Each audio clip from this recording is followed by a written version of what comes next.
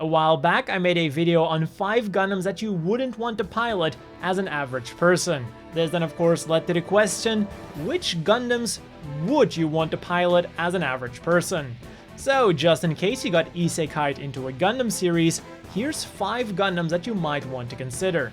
And as always, I did try to come up with different reasons for all of them. So for my first pick, I wanted a Gundam with heavy armor, heavy weapons, and the ability to actually sustain that firepower. And the answer that just kept coming back was the heavy arms, or any of its variations. With the famous Gundanium alloy, this machine can take plenty of punishment from just about anything. And with guns and missiles literally all over its body, you'll be guaranteed a lengthy firing session. While Trowa and Hiro were able to use their skills to make the heavy arms look much more nimble than it actually was, and even use it in close combat, for the average person, it'll suffice to just park your heavy arms somewhere and unleash a hail of bullets onto the enemy. If you fire enough, you'll eventually hit something. In case of doubt, just go with more.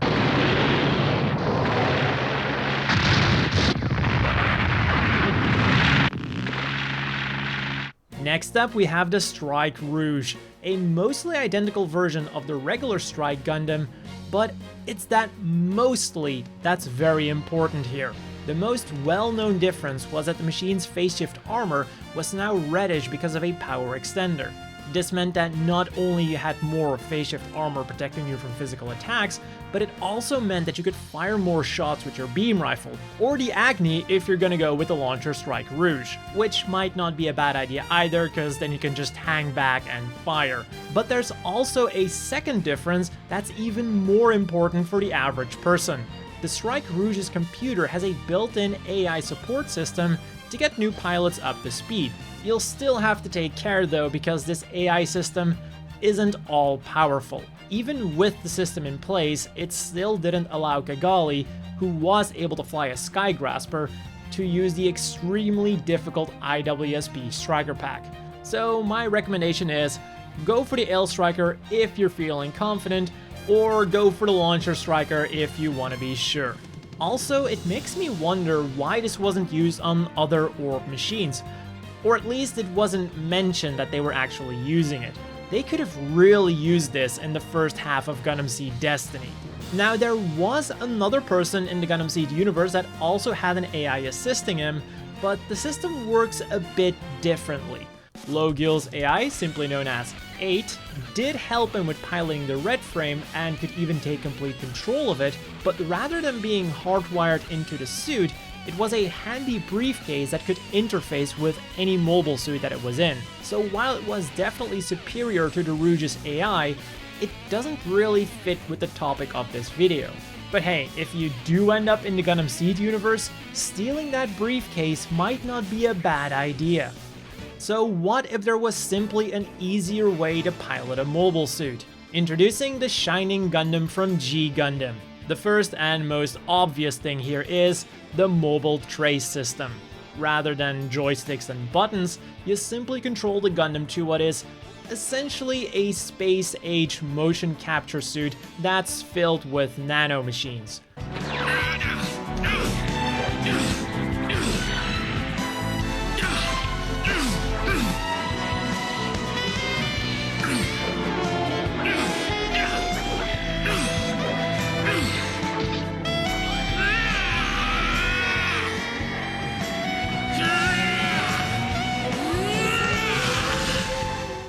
Now, while this all sounds fine and dandy, and most importantly, pretty easy because the Gundam just does what you do, it wouldn't be a Gundam system without a catch. The process of getting into the suit can potentially be quite dangerous, however, it's never explicitly stated how dangerous. Other than the superhuman Gundam fighters, we only know that it's too much to handle for a chubby 10-year-old kid, and that Rain, who is a normal scientist, could handle it, albeit with some issues.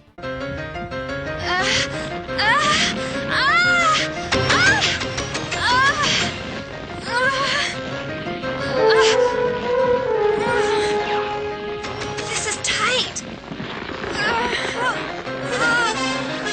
Some people say that she was in pain, but I'm not sure.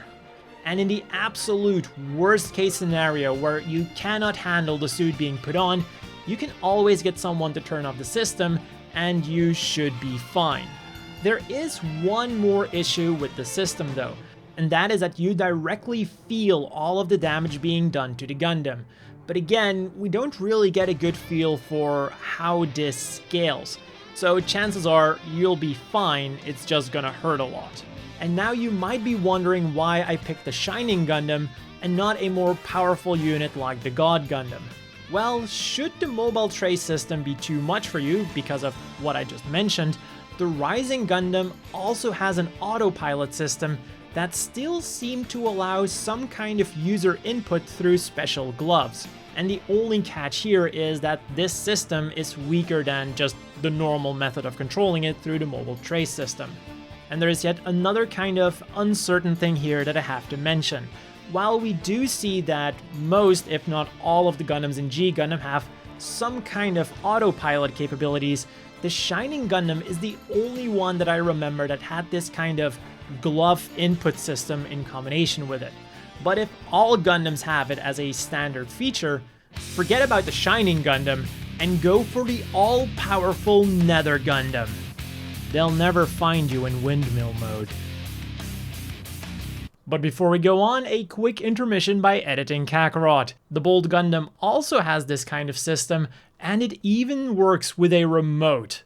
So it does seem to be a general thing. I'll take one remote-controlled God Gundam, please. And talking about autopilots, we have the Exes Gundam, or the Extraordinary Superior Gundam in full. This thing literally takes everything to the max. It's got superior armor made out of Gundarium Gamma alloy, and even houses its own I-field generator to deflect beams. It's got superior speed, and it's got an extraordinarily superior amount of weapons. 8 Vulcan guns, 6 beam cannons, a beam smart gun, 1 normal income unit, 2 reflector income units, and 2 beam sabers. This thing can take out anything, anytime, anywhere, as long as it's in space. So as a rookie, you can just rely on your armor and your I-field to soak up all of the damage while you literally shoot everything into oblivion. And you might be thinking, isn't this kinda the same idea as the first unit on this list? And yes, kinda, but there is one big difference here, and another small difference.